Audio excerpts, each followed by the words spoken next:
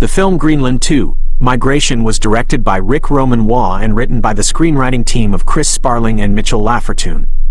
The production was spearheaded by a producing team including Gerard Butler, Basil Ivanek, Brendan Boyer, and Alan Siegel, with the project being a collaboration between G-Base and Thunder Road Pictures, distributed by STX Entertainment and Lionsgate. The technical departments were led by cinematographer Dana Gonzalez and composer David Buckley, who provided the musical score. Leading the cast are Gerard Butler as John Garrity, Morena Baccarin as Allison Garrity, and Roman Griffin Davis as Nathan Garrity. They are joined by a supporting ensemble featuring Amber Rose Riva as Dr. Amina, Gordon Alexander as Captain Miller, Peter Polycarpo as the Elder, William Abadie as Jean-Pierre, and Tommy Earl Jenkins as General Higgins. The story of Greenland 2 Migration begins 5 years after the devastating impact of the Clark interstellar comet, which wiped out the vast majority of human civilization and altered the face of the planet forever. The world is a haunting shell of its former self, and the environment has become an unpredictable and chaotic enemy. Sudden electromagnetic storms flare up without warning, and lingering radioactive fallout poisons the air in many regions, while massive earthquakes continue to rattle the shifting tectonic plates. The Garrity family, consisting of John, played by Gerard Butler, his wife Allison, played by Morena Baccarin, and their now teenage son Nathan, played by Roman Griffin Davis, have spent these 5 long years living in the safety of a deep underground bunker near the Thule Air Base in Greenland. Allison has risen to a position of leadership within the small community of survivors, while John uses his skills as an engineer and scout to maintain the facility and search for resources. Nathan, who has grown up in the shadow of the apocalypse, dreams of becoming a scout like his father despite the immense dangers of the surface world. The fragile peace of their underground existence is shattered when a series of violent earthquakes causes the structural integrity of the bunker to fail. As the ceilings begin to groan and collapse, the order is given for an emergency evacuation. The survivors scramble toward the surface only to be met by a new nightmare. The seismic activity has triggered a massive tsunami that roars across the Greenland coast. In the chaos and the rushing water, most of the survivors from the Thule community are killed, and the facility they called home for half a decade is utterly destroyed. Amidst the wreckage and the cold, the Garrity family, along with a medical professional named Dr. Amina and a handful of other survivors, manage to secure a lifeboat. They cast off into the turbulent seas, desperately seeking a new place to call home. Their journey across the ocean is grueling, but they eventually reach the shores of Liverpool. However, they do not find a warm welcome. The British Isles are a fractured wasteland where desperate locals fight over the remaining scraps of resources.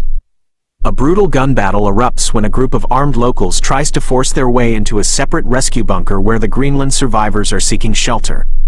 In the bloody exchange, the group is separated and the Garritys find themselves on the move again. They trek toward the ruins of London, where they take a brief moment to recuperate and gather information from other drifters. They hear rumors of a place of hope known as the migration destination. The rumors suggest that the massive impact crater left by the largest fragment of Clark in the former Gulf of Lion and Mediterranean Sea has become a sanctuary. According to the stories, the tectonic activity has settled there, the radiation has cleared, and the land is being actively farmed under the protection of a surviving military force. Driven by the hope of a stable life, the Garritys continue their journey toward France. Along the way, a devastating secret is revealed. John has been hiding the fact that he is dying of radiation sickness, a result of his years spent scouting the contaminated surface of Greenland to keep his family safe. Despite his failing health and constant pain, he refuses to stop moving. As they reach the coast near Dover, they are ambushed by a group of desperate bandits. In the frantic struggle, Dr. Amina is shot and killed. Devastated by the loss of their friend, the family is forced to leave her behind and find a way across the English Channel. Due to the ecological shift and the evaporation caused by the comet, the channel is now a dry and windswept wasteland of salt and sand. They cross the seabed on foot, a haunting trek through the rusted remains of ships and ancient debris. Upon reaching Calais in France, they are taken in by a local French family who provides them with food and a place to rest. This family has a young daughter named Camille, and they realize that they cannot all make the journey to the crater. They beg the Garritys to take Camille with them, believing she has a better chance of survival in the rumored paradise of the south. John and Allison agree, taking the young girl under their protection. The journey through France is a gauntlet of military blockades and warring factions. They eventually reach the front lines of a massive battle where a coalition of military forces is defending the borders of the crater region against hordes of desperate refugees and marauding gangs. After proving their identity and their history as Thule survivors, they are escorted behind the lines by a military transport. The final leg of their journey is interrupted by another ambush. Bandits attacking a supply convoy target their transport.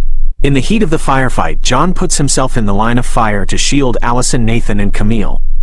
He is struck by a bullet but manages to help repel the attackers. Bleeding and weakened by both his wound and his radiation sickness, John urges the family to keep moving. As they crest the final ridge overlooking the impact site, the rumors are finally confirmed. Below them lies the crater, but it is not a wasteland.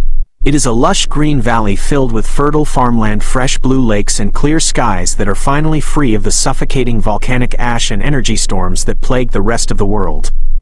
The impact site has somehow healed itself, becoming an oasis in the middle of a dead world. The family reaches the edge of a safe valley within the crater. John can see the smoke from the chimneys of the new settlement and the sun shining on the water. Knowing that he has fulfilled his promise to keep his family safe, he finally lets go. John succumbs to his wounds and his illness in the arms of Allison and Nathan, with Camille standing by.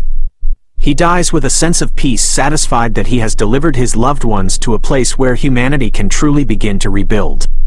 Allison and Nathan look out over the new world. John gave his life for mourning their loss, but realizing that for the first time in 5 years they have a future.